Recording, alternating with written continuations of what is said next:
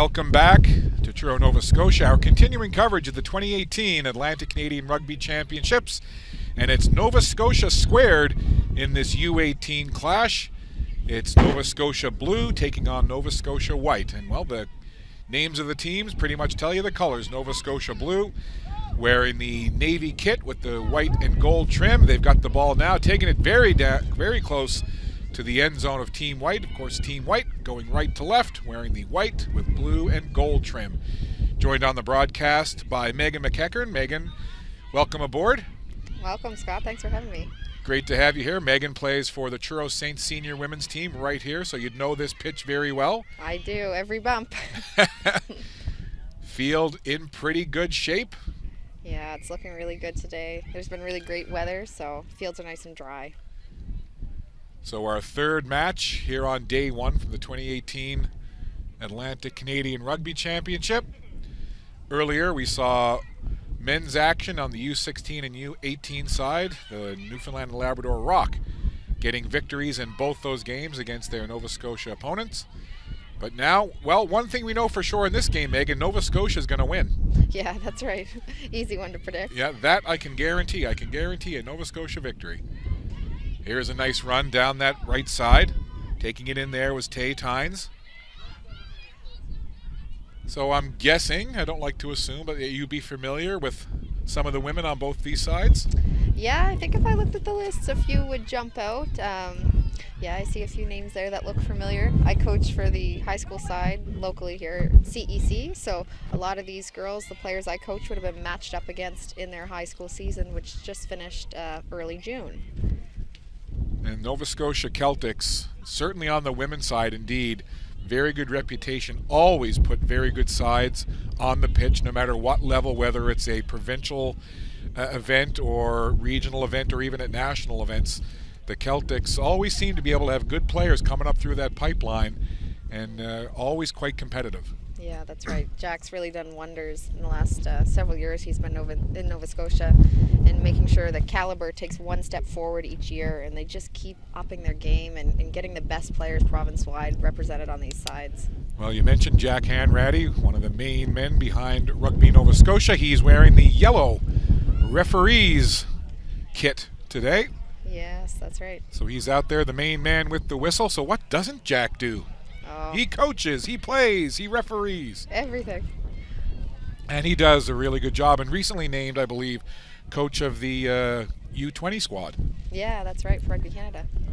So that's a pretty big moment for Jack, and certainly it bodes well, just talking about the program that he runs here at Rugby Nova Scotia, for him to get that kind of recognition, and for Rugby Canada to tap him as the coach for U20. And I know he's got a big test match coming up the end of August down in the Valley when the U20 Canadian side will take on England. So that should be fun. Yeah, that's right. We're really lucky this summer. We have a few international headlines here in the province, with the senior men's game just happening a few weeks ago down in Halifax at the newly released upgraded Wanderers grounds, and then, as you mentioned, the U20 Nationals in the Valley.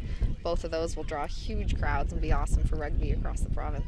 Yeah, it's going to be a fun time for sure. I mentioned to Owen earlier, it's been a good couple of months for rugby in this region, no question about it. Absolutely.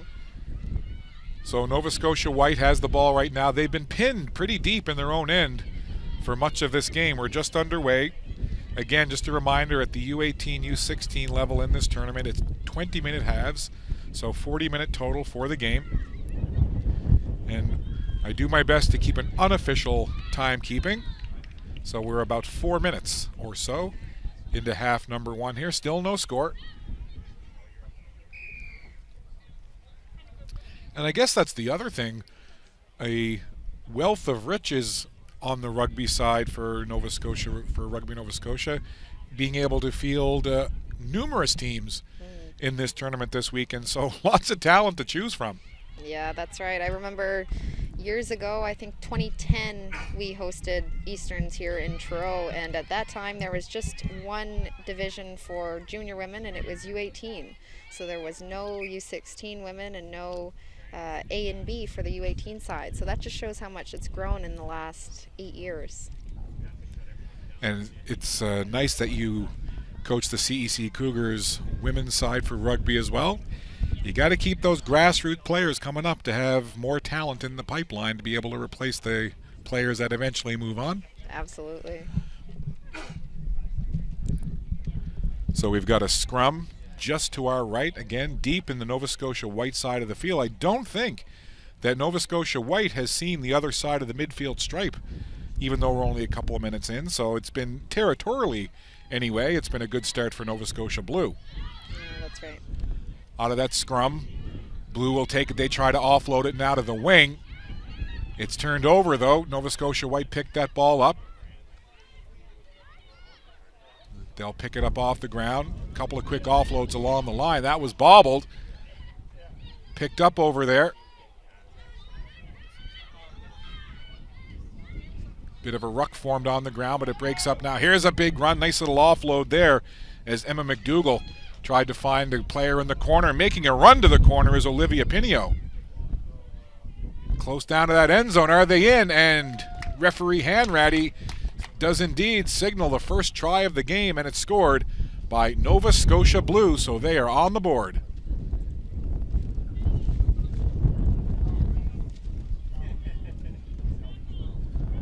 So we'll pop a couple of points on the board here for Nova Scotia Blue. Didn't catch the number of that player that scored that try, but certainly initially that push toward the end zone was started by number 5, Emma McDougall, and then she got an offload into the hands of Olivia Pinio, and then didn't see who got that touch for the try, but it is indeed 5-0 now. Because of where that was scored, it's going to be a tough conversion attempt here for Katie Cox. The wind still a factor here at the Truro Saints Rugby Club, and it pretty much hasn't changed direction. It's been blowing from left to right, so it will kind of be cutting across this conversion attempt from Katie Cox.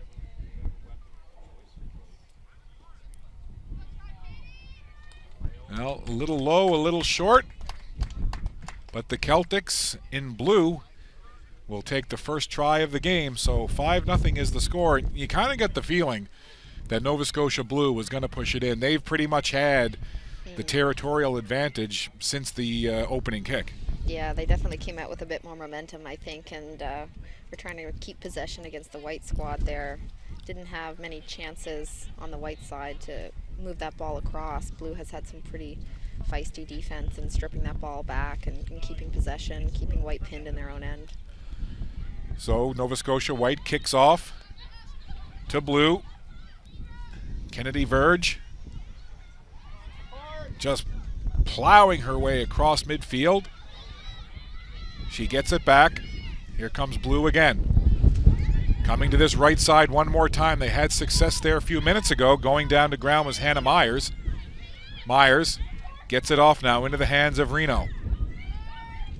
There's Pinio with it once again. Pinio rolls to the ground. She'll release it back. As that ruck forms over top, take it up there. And it's White trying to come away with it.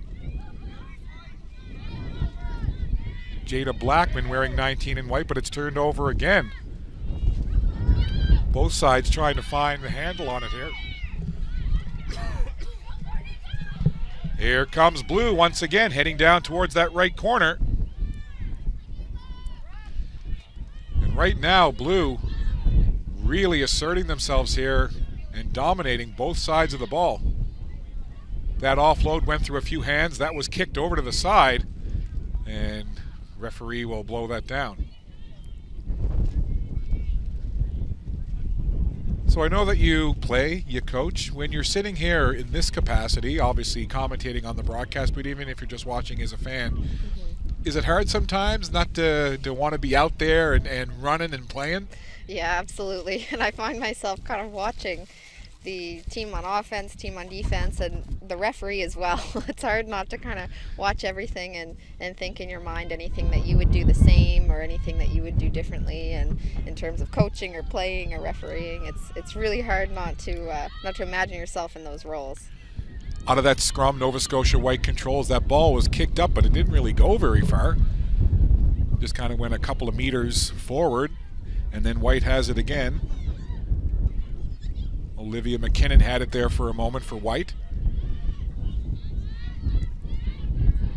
all kinds of fighting for that ball, and it's White who come up with it. Blue very aggressive and good job of recovering on defense for Nova Scotia Blue, really not giving Nova Scotia White much of a chance to do anything.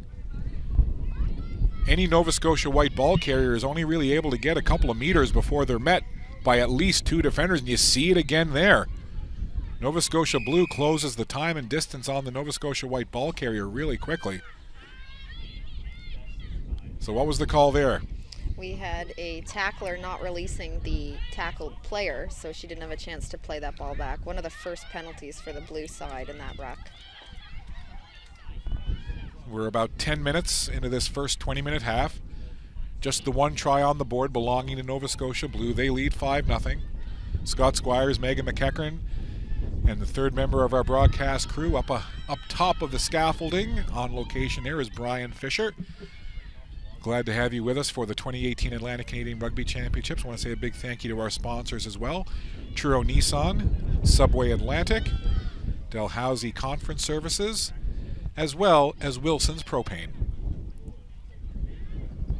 Now that play far to the other side, over on that far sideline, Nova Scotia Blue has been mainly working the closer side of the field to the right corner, but now they get it down to the other side and there's a scrum over on that far side. Nova Scotia White comes away with it. One quick offload now, but again, there's that defensive Blue closing the gap really quickly. And that's got to be frustrating if you're Nova Scotia White.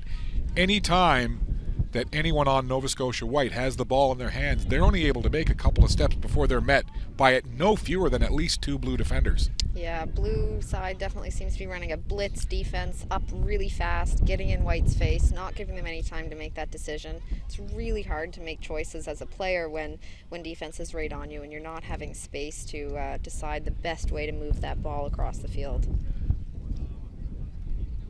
So another scrum, similar position to where the last one was, and to pick up on a point that Owen Hutchison made in our broadcast this morning, at the U18, U16 level, in the scrums, whereas at the senior level a scrum can be pushed as far as possible one way or the other, at this level the referee won't let it go more than a meter before he'll blow it down. And I guess in a certain way that kind of helps with the pace of the game. So we had an offside penalty there. Referee in the middle, Jack Hanratty, has set his mark. That's where he is standing, and a player tried to take the ball a little bit farther to his right. He blew the whistle and brought it back to where the infraction happened and give all chances fair to take that ball back, as Blue just did. So Blue has it again, and we've seen a couple of times in this match, and we saw it earlier today as well, where there was a little bit of mishandling or bobbling of the ball, and it is really humid.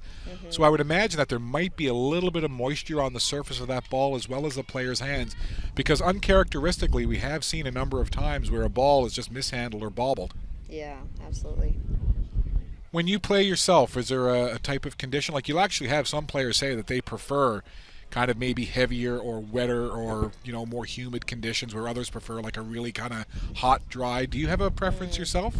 Yeah, I hate when it's been dry in the air, because the ground tends to get rock solid as there's no moisture in it. So a few days after some rain, a nice cool breeze, and I hate playing when it's really humid and hot. I'd rather a little bit of a breeze, maybe even a little bit of a sprinkly rain.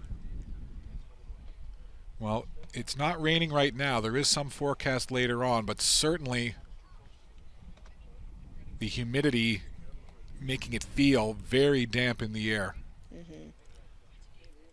And through all of that, another try for Nova Scotia Blue as they extend the lead now to 10-0. Katie Cox, a little better position here to make this conversion. And we're about 14 minutes in, but I think it's safe to say, Megan, that it's been, as we see this kick up and splits the upright. So great conversion attempt there from number 10, Katie Cox. But I think fair to say that it's been pretty much all Blue to this point. Yeah, definitely one-sided possession. So a couple more points tacked on with the conversion make from Katie. That takes the lead now to 12-0. And that's the other frustrating thing, is that when a team like Nova Scotia White is kind of being, at least right now, dominated, and they've been scored on a couple of times. In rugby, when you get scored upon, you got to kick the ball right back to the opponent. So if you can get on a bit of an offensive run and get that momentum going, it can be hard to break. Absolutely, yeah. You kind of catch that team back on their heels again. Hannah Myers gets the quick offload to Pinio. She's been good in this first half, 14 in blue. Pinio down to the ground. Ruck forms momentarily over top of her. There's another bobble. You see it again as Emma McDougall couldn't get a good grip on the ball, but Nova Scotia Blue cover right back up. The white player down on the ground, covering up her face there momentarily. Verge gets it off. Couple of quick offloads now. This is Haley Noss. And there's Blue again, gaining territory into the white end of the field. And I'm sure at this point, Nova Scotia White is wondering just what the other side of the field looks like, because I don't think they've had a real good look at it yet. No, they haven't. It's been a very good performance through the first 16 plus minutes or so of this first half for Nova Scotia White.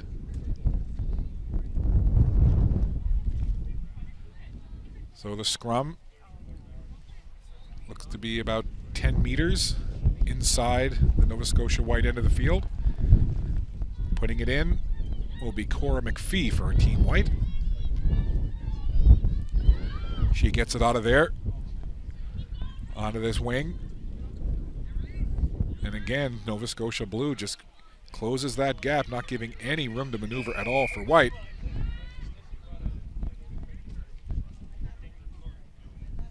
So advantage to Team White. They take it quickly, right up the middle. And it doesn't matter whether Team White is trying to go up the middle or use their speed to the wings. Whatever tactic they use offensively and whatever phase they're in, it's this Nova Scotia Blue team that is just swarming. I think you used the really good term, the blitz defense. They're just not giving any time or space at all. Yeah, they've been really solid this half so far. Well, something positive now for White as they get close to the midfield stripe. They haven't actually had an offensive possession on the Nova Scotia Blue side of the pitch. But again, it's Team Blue that get the ball, and look at this nice run. That's a solid 15-meter gain right there, and here they come. Charging towards the end zone, nothing but daylight into the end zone for the try is Kenzie Chetto. Times like that, I wish we could have assists in rugby. That number 9 did a lot of hard work there. It was a perfect offload to the number 7 who was ready and punched it over for the 5 points. It was a great play. Justine Blatt-Janmot, the number 9 for Team Blue. You're right, did a lot of the very tough work there, but then it was Kenzie Chetto who finished it off and gets another try for Team Blue. And sometimes you can see a team with a lead, and it might be through, bounces and things going their way and other factors, but certainly right now, as we get close to the end of the first half, full marks on effort and strong play for Nova Scotia Blue for this 17-0 lead right now. They've earned every point. Absolutely. So they'll try to convert once again. First conversion attempt from the opposite side of the uprights now. Katie Cox gets set over there. We saw a couple of instances in the men's games earlier this morning where the ball actually blew off the tee. The wind still, it's pretty strong here. And it's a straight wind pretty much going from left to right straight up the field.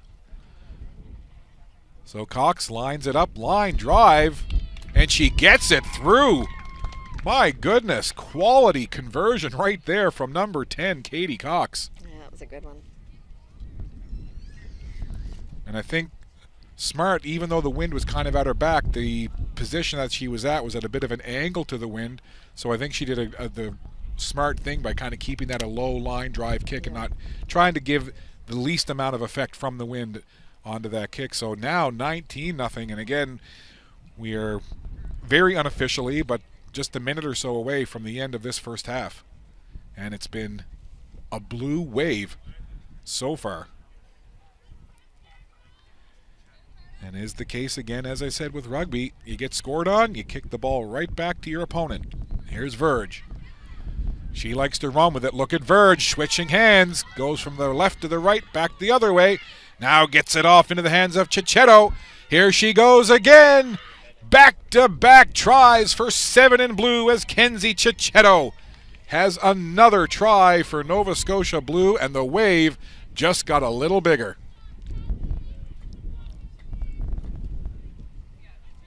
Right away, Team White kicks it to blue. Kennedy Verge made a nice run, about 15 to 20 meters to kind of get her offense set. She bobbled it a little, changed hands a little, had the defense guessing, and then just got it into the hands of Kenzie Chichetto, and well, she's got some speed, does number 7 in blue, and she was just nothing but daylight between her and the end zone. Yeah, that was really well done by the first run by one of their front row players, Verge. That was really strong running for someone just in the U18 division. You don't see that too often, but when you see a player of that amount of strength, usually they have a dominant presence on the field, as she did. So Katie Cox will look to convert again, and when you mention that running style and the power of Verge, and you mentioned this level, one of the first things that popped into my mind was somebody that I've gotten to cover for a couple of years from St. FX University, Joe Alfonso. Yeah. There was no one I ever enjoyed watching run with the ball more than Joe Alfonso for St. FX. Yeah, she's awesome to watch unless she's running by you. Then it's then that's not so fun. Not so fun, but she's a fantastic player who St. FX was lucky to have for, I think, 5 years. Yeah, well, she's graduated and moved on now, although I think I heard, not that she would, but I think I heard somewhere that she potentially could have one more year of eligibility if she came. Gosh. That would be frightening for the rest of the AUS. Yeah, it really would be. And you know, she's an equally as good a player as she is. She's an even better person. I've had the chance to talk to her and interview her away from the field. Just a quality person. Really nice. Yeah, she is. Really kind girl.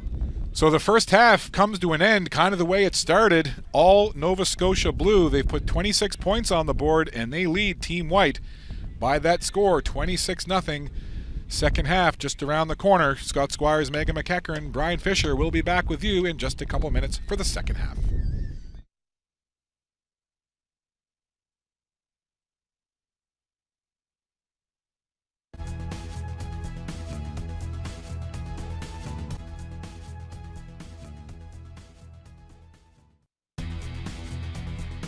The 2018 Atlantic Canadian Rugby Championships are proudly brought to you by Subway. Make it what you want. Wilson's Propane. It's for more than just barbecues. Truro Nissan. Innovation that excites. Events and conference services at Dalhousie Agricultural Campus, offering year-round one-stop shop services. And by Firm Foundation Media. Your content built on a firm foundation.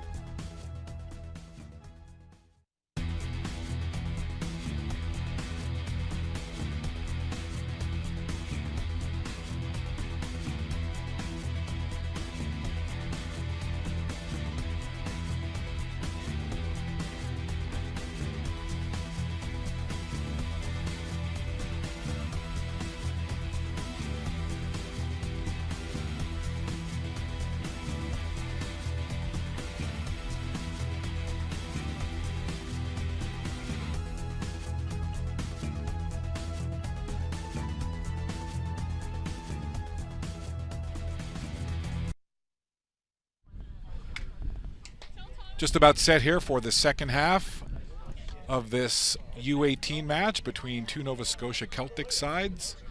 Nova Scotia blue now going right to left on your screen, and as soon as they come out on the field, Nova Scotia white will be going left to right. And it was a tough first half for Nova Scotia white. They were pretty much dominated in all facets of the game. They trailed 26-0.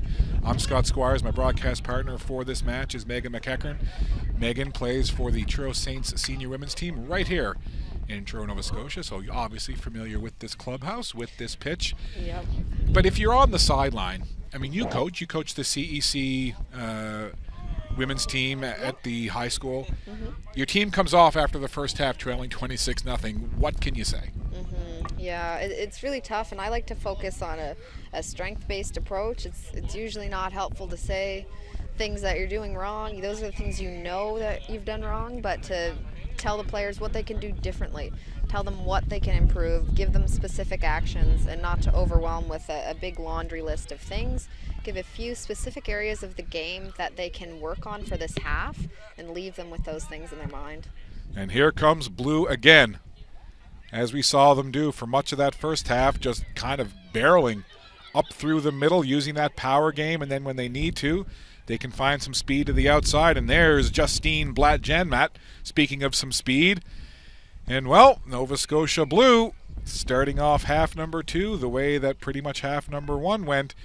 That's with some dominating running and a try. So another 5 up on the board for Nova Scotia blue.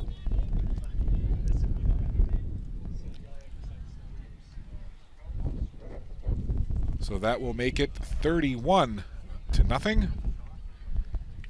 A tough match here, and we'll have someone come in now different to do the conversion. It's been Katie Cox to this point, but she gives way now to Olivia Pinio. Any reasoning behind that, perhaps? Probably just to give her a chance to get her foot warm for matches later in the weekend and perhaps later on this afternoon if these girls play again. Just to make sure that each kicker's kind of feeling confident and they're not put into a high-stress situation without having any realistic expectations. She missed that one. It was just about a foot shy of the crossbar.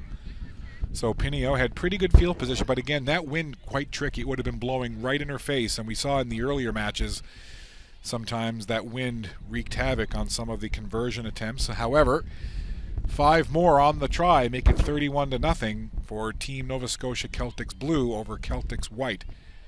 And I guess at this point, if you're Celtics white, anything can certainly happen in the world of sports, but I would say it's a fairly safe wager that Nova Scotia white can probably hang on, or excuse me, blue will hang on. So if you're Nova Scotia white, does it become a matter of just working on certain facets of your game and trying to find a few positives to build on for your next match? Yeah, absolutely. You might not win the match, but you can definitely have small victories within your gameplay, whether that's your first positive tackle for some of these girls, driving a player back, whether it's being really feisty on defense and turning over a ball. There's so many areas of the game that you can improve on, even if you don't have that ball in your hand. We saw an interesting conversation taking place during the halftime as we see Nova Scotia blue pick up the ball on this near side. Making a quick run there was Rhea Young. It was picked up, but just stepping out of bounds was Mackenzie Hale. But an interesting conversation. Jack Hanratty, who is the match official for this game, the main man in the middle, was talking to another rugby referee, Michael Doyle. He's from Newfoundland, but he's here taking in some of the action this weekend. And there was kind of an interesting exchange between Michael and Jack talking about refereeing, but a very close kind of kinship with everybody in the rugby world. It's kind of neat to see those conversations. Yeah, absolutely. It's definitely a supportive environment, and they're constantly trying to grow the game, not just in terms of players, but people involved in officiating and coaching and spectating. Every area is always looking for more people to be involved. Michael, as mentioned, a rugby official himself from Newfoundland and Labrador, lives in St. John's. He's here now, but he was following along earlier on the live stream and active on Twitter as well, and we certainly appreciate that from Michael. And here's blue again. That time it was Maddie Haroon. Now they'll just work it to the wing on the other side. Chloe Claroux. Looks like some fresh legs out there for Nova Scotia blue. Yeah. But at this point, it doesn't appear to matter what personnel is out there. Nova Scotia Blue right now just rolling. Yeah, definitely. They've got some momentum here, and they're just kind of looking to get the ball in different people's hands and try out some of their plays. I would suspect this is a good trial game for them to start their weekend off with. So Nova Scotia Blue continuing what they've done all game long, and that's just kind of have their way with Team Nova Scotia White. And sometimes things just go that way, and to a point that we made earlier in the first half, sometimes when you have a team that you're playing against really build up momentum on the offensive side, it can be hard to stop, because as the offensive momentum builds up and you get scored on, you have to keep giving the ball back to the team that's got the momentum. Yeah, that's right. It can be kind of a hard cycle to break unless you get fired up about something. So if these girls can find some fire in their bellies and get something to build them up a little bit here and come back a little hungrier, maybe we'll see some possession in this second half. So another conversion attempt from another player. I believe that time it was number 11, Maggie Myers, who took a crack at it on the conversion. The attempt was no good, so the score will stay at 36 for Team Nova Scotia Keltics Blue, and Nova Scotia Keltics White yet to break the ice. And I think if you're Nova Scotia White, you know, funny, sometimes you'll hear coaches say, I don't want to talk about moral victories, but I think certainly if Team White can score points and certainly get a try, that's going to be something that they're going to feel good about. Yeah, absolutely. And I think if we were to see White take over possession here and push it over that try line, I bet you we would see a bit of an attitude change with them. Maybe a few more tackles made, some ground stolen back. Well, the other positive thing I can say about Team Nova Scotia White is, regardless of how the game has gone to this point, and scoreboard aside, nobody out there is kind of hanging their heads, hands on hips. Everyone is still out there fighting hard and playing hard and trying to gain ground. So that's a good sign as well. Yeah, absolutely. If you were just looking at them and didn't know the score, you wouldn't know that they were trailing at this point and really have been dominated for the most part. Yeah, that's right. Both sides definitely playing hard at this point in the game. So we haven't had a whole lot of scrums in this game just because of the momentum that Blue has had, but just 2 hours left on the Nova Scotia White side of the pitch. We will have a scrum. It'll be put in by Nova Scotia White. Referee Hanratty gets it set, ball in, and it gets hooked back toward the back of the pile. It was dug out of there by Brianna Henniger. White now looking to get up toward midfield. Ball's loose. White still has it. White ball carrier tackled. Now it's Blue who has control, and they get it right back. Over on the near side, it's Henniger. Ball goes down to the ground. Alex Guthrow was there, 5 in white. Picked up and offloaded now. Running with it, that's Chloe Claroux, 19 in blue. Good job on the defense there as Team White got there and challenged quickly. Trying to carry it now is Megan Walsh. Walsh gives it off there, and her teammate, Claire Avery. Spun around to the ground was Haley McMillan as she tried to make a run with it. It was a really nice jackal there by Chloe. You can see she tried that in the last phase they had, and she was told by Jack to release the ball. She did it really well, went back for the ball this next phase here and successfully stole it from the last ruck. Up off the ground, a couple of quick offloads there. Madison Ross got it over on the side. White regrouping well on defense. Ball carrier is tackled. Ball bounces along the ground over to the far sideline, and I think it just goes out of bounds. I think we might have had the ball thrown forward there by Blue. I think that's what Jack is just consulting the AR on that side about. Strong breeze continues to blow here at the Truro Saints Rugby Club. Wide open spaces here, and if you get a good wind blowing in the Truro area, well, when you got a wide open space like this, you either can batten down the hatches or fly a kite, one or the other.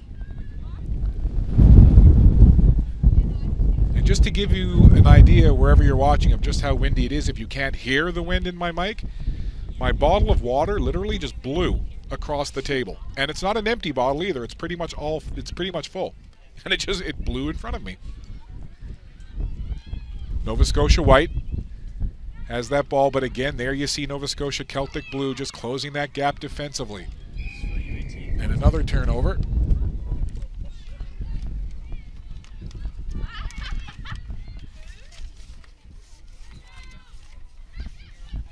Here comes Blue again. On this near side, trying to find an opening in the corner. Quick offload into the hands of Hale. And Mackenzie Hale gets it in and touches it down. Trying to get there at the last minute was Nova Scotia White, but they couldn't stop Mackenzie Hale from getting across the goal line and scoring another try for Nova Scotia Blue.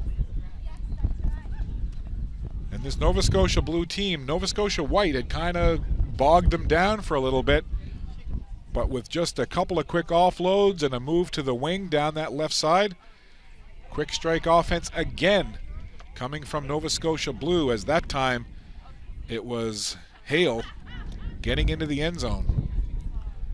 So we'll see if Nova Scotia Blue trots out yet another kicker for the conversion try. No, it'll be Maggie Myers. She tried the last one. And this, Megan, is a tough angle for this conversion attempt. It is, kicking directly into the wind from a really tough angle here, almost on the touchline. So that kick low, didn't have quite enough leg into that wind. But at this particular point, I don't think Nova Scotia Blue will be too upset about not being able to get points on that conversion. They've got a very comfortable lead at this point as we play in the second half. And again, it's a very unofficial timekeeping on my part, but we are about 12 minutes or so into this second half. Maybe a little more. Again, very unofficial. So Nova Scotia White kicks, and I'm not sure if that just kind of went off the side of the foot there, but not a great kick, as it only went a couple of meters forward, didn't get anywhere near any of the players on Nova Scotia Blue.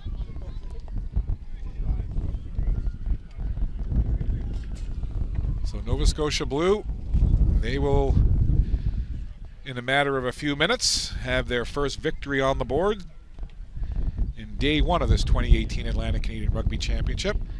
Proudly brought to you by Firm Foundation Media, Wilson's Propane, Truro Nissan, Subway Atlantic, and Dalhousie Agricultural College Conference Services.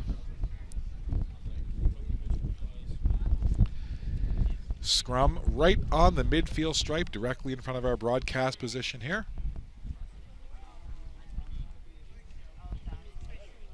Just past 1 o'clock in the afternoon Atlantic time here in Truro on a Friday in July. It's been a humid, overcast day. We, like the rest of Atlantic Canada, have been in the grips of quite a heat wave. The last couple of days, it's been exceedingly hot with Humidex values up into the high 30s, low 40s. The weather's supposed to break later on today, and supposed to be a nice weekend with a little less humidity, but we are excited to be here all weekend for all the action on pitch one. And the action right now, directly in front of us, is going down to ground was Katie Cox. Ball carrier now for Blue is Madison Ross. White trying to force the issue defensively, but again it's Blue calmly getting the ball up off the ground, and it goes down to ground again, but it's picked up quickly by Myers.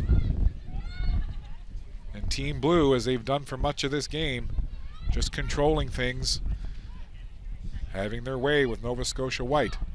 Myers, offload, another quick offload. Now they'll make a run up the middle. That was Ross. Nova Scotia White just doing everything they can to try to slow down this juggernaut of Blue. That was bobbled momentarily, but Celtics Blue still control. Quick little offload to Blatt Janmat. They'll try to work it down into the corner. That's Cox. They scored moments ago down in that same area. They'll try to push it in again, dragging white players into the end zone, and they get the try. Trying to catch the number. I'm not sure if it was 8 or 9. Number 8 there. Down there, so it was 8. Courtney Els gets the try as the points continue to mount for Nova Scotia Blue. Yeah, it's pretty clear to see the dominance here. We had Blue have a couple of handling errors closer to their own push, or I guess kind of pushing into the white zone, but close to the half mark. We saw them have a few handling errors and still come away with a try just a few phases later. So that shows the dominance of this Blue side here in the second half. So, as I mentioned moments ago, Blue scored a try in that very same section of the field into the end zone. So because of that, they'll have to make a conversion from that very similar tricky angle. And again, it's Maggie Myers with the conversion attempt.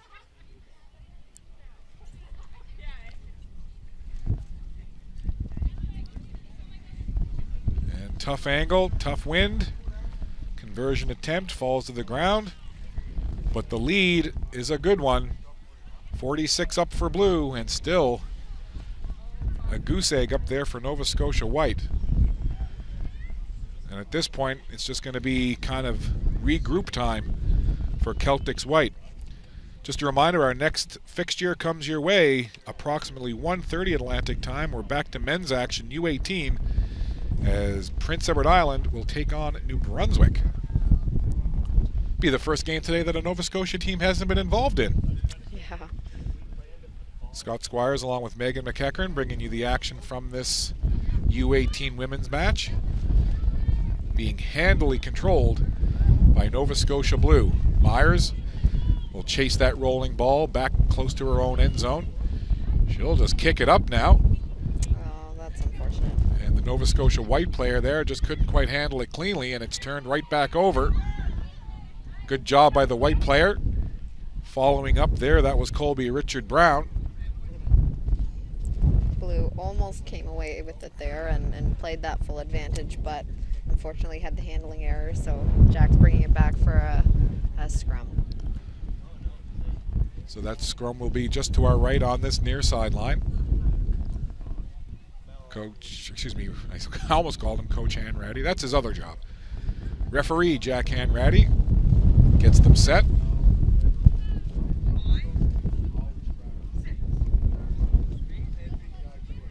Kind of a saw-off here.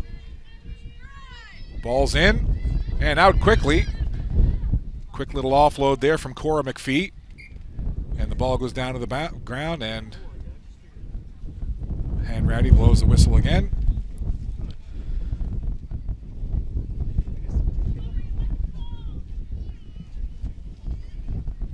Must be nice as well for the younger players coming up to have someone the stature of a Jack Hanratty, to be able to be around them so much regardless of the capacity, whether it's refereeing like he is today or mentoring or coaching. Just to have somebody of that quality in the game of rugby to be around, to be able to teach and mentor, is such a positive thing for rugby in Nova Scotia. Of course. Jack is just great with all ages. Even if he's coming in to help out our mini rugby coaches, as he often does with Truro, or if he's coaching our senior programs in the province, he can really relate to rugby players of any age, and he's an awesome asset to have here in Nova Scotia. Now, Jack, if you're listening to this on the replay, don't let your head get too big. We're saying nice things about you, but it's because they're true. Nova Scotia Blue. Oh, big collision right there. My goodness, steamrolling the competition all the way to the end zone. Chloe Claroux. I believe it was either 16 or 19. Did you get a better look at that number, Megan? Yeah, that was 19, but I don't think that was Chloe, so I wonder if we've had a jersey change, perhaps. Could be, but regardless of the jersey number, regardless of the name, that was a dominant run. We referenced Joe Alfonso earlier, the AUS All-Star, All-Canadian from St. FX University. That was very reminiscent of a Joe Alfonso run right there. Yeah, my goodness. Definitely was. from about 40 meters out, just a violent collision, and the Nova Scotia White player, I didn't get the number, but just got absolutely destroyed, really. And then it was just rumbling to the end zone. Just a great run. Yeah, it was almost like she was just running around pylons, but very hard tackle for White to make when they're on their heels. Unless you get a strong player like that running with momentum around their legs, you'll often just be run down like a pylon would. And I did not get to see the conversion to know whether or not it was good or not. No, I think that one was no good. Tough wind to deal with for Nova Scotia Blue. Kicking conversions going down to the left side of the field. It's a really strong wind, and it is blowing directly into the faces of Nova Scotia Blue right now, as I mentioned before, but left to right, right up the field. So that was bobbled a little bit there by Cicchetto. But here comes Blue again. Getting very close now to the end of this second half. And while they haven't given up, I'm sure that Team Nova Scotia Keltics White will be very happy to hear the final whistle blow to signify the end of this one. Yeah, they're definitely going to be tired after this first game. Picked off the ground there by Myers.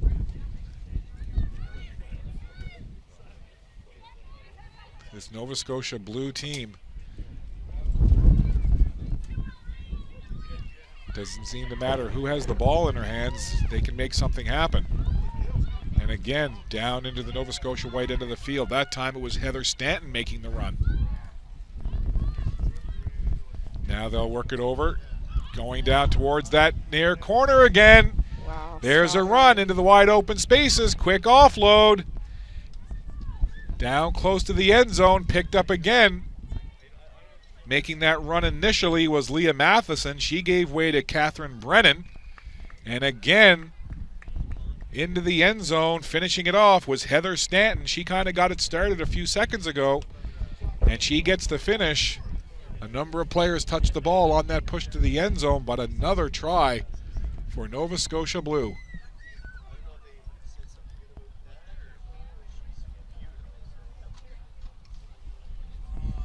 Not a lot of time left in this second half, but enough time that Nova Scotia Blue has once again put points on the board. And I think probably, at least in my impression of getting to watch this team, Nova Scotia Keltics Blue, I said it a second ago, but a lot of times when you're watching a rugby side, there'll be 2 or 3 players that can kind of dominate and set the tone offensively, and you'll find their teammates always looking to get them the ball. Yeah. What I've seen, at least in this match, is that there's half a dozen players, if not more, on this Nova Scotia Blue team that offensively anyway can be set up and can set the tone. Yeah, that's right. Blue's quite well rounded. They've got some really strong backs, really strong forwards, and they were able to move the ball well today and let each of them shine. Well, mercifully perhaps, at least for Nova Scotia White, even though they gave it their all and they tried hard for the full 40 minutes, I'm sure when they just heard the referee's final blast of the whistle there a few seconds ago, they probably exhaled and were like, okay, we can regroup now. But a dominating performance for Nova Scotia Keltics Blue. They put 56 points up on the board, and they were never in any kind of trouble at all in this match. They kind of set the tone from the outset, and I think, Megan, safe to say that they pretty much dominated all facets for the full 40. Yeah, they definitely did. Before we sign off, just quickly your impressions on these two sides. First of all, a tough match, but just a couple of quick thoughts on the Nova Scotia White side. Yeah, the White side, definitely, you can see they're a bit younger.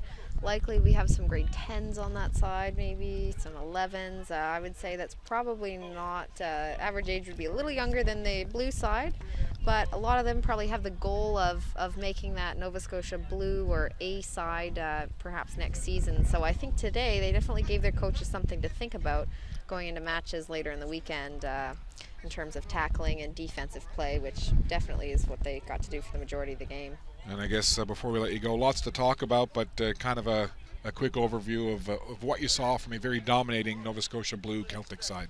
Yeah, that was a great side to watch. I'm looking forward to seeing them matched up against other provinces here over the weekend. I would say they definitely have well-rounded players in the forwards and the backs. They had a really strong 9. It was awesome to be able to see the ball move from side to side of the field and see those players of all numbers punching over that try line and scoring. It's awesome to be able to score in any player's hands. I think they're going to be a strong side this weekend.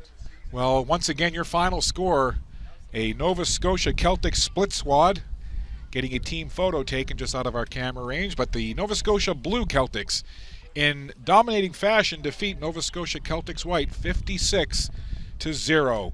I'm Scott Squires, and on behalf of Megan McEachern and Brian Fisher, thanks for watching. We'll be back in about 6 minutes' time with with men's U18 action, Prince Edward Island and New Brunswick. We'll see you in a couple minutes.